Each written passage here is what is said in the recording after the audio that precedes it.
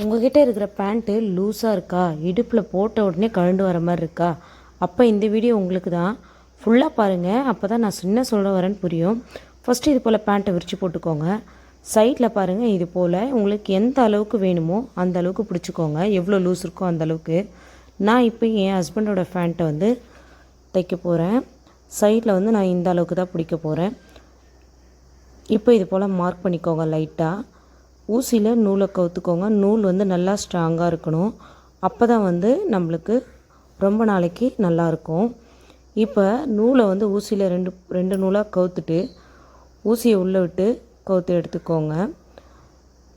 இந்த பக்கம் கவுத்து எடுத்துட்டு அந்த பக்கம் போட்டு கவுத்து எடுங்க. இப்போ ஸ்டெப் பை ஸ்டெப்பாக காட்டுறேன் பாருங்கள். கரெக்டாக நான் செய்கிற மாதிரி செஞ்சிங்கன்னா தான் உங்களுக்கு ட்ரை பண்ணுறப்போ கரெக்டான ரிசல்ட் கிடைக்கும். இப்போ நான் தைக்கிறேன் பாருங்கள். இதே போலே வந்து நீட்டுக்கும் நீங்கள் தைச்சி எடுத்துக்கணும். ஊசியை மேல் பக்கமே தான் போட்டு எடுக்கணும். உள்ளே நம்ம கீழே விட்டு எடுக்கக்கூடாது. அது மாதிரி போட்டிங்கன்னா ராங்காயிடும். இப்போ நான் தைச்சி காட்டுறேன் பாருங்கள். இப்போது இது நீட்டுக்கும் நீங்கள் மார்க் பண்ணிக்கிற வரைக்கும் தையல் போட்டுக்கோங்க. இதை வந்து நீங்கள் பேண்ட்டுக்கு தான் இல்லை, சுடிதார் டாப் கூட ட்ரை பண்ணி பார்க்கலாம். இப்போ இதை வந்து நூலை பிடிச்சி இது போல் இழுத்திங்கன்னா அப்படியே டைட்டாக வந்துடும் எல்லா நூலும். நூல் சிக்கி வரலைன்னா கூட நல்லா இது போல் பிடிச்சி இழுத்திங்கன்னா எல்லா நூலுமே வந்துடும்.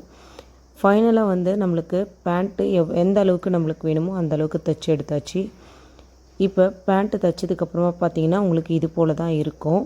தையல் போட்டது கூட தெரியாது. நீங்கள் கடையில் கொடுத்து தைக்கணுன்ற அவசியமும் கிடையாது. வீடியோ பிடிச்சிருந்தால் லைக் பண்ணுங்கள். ட்ரை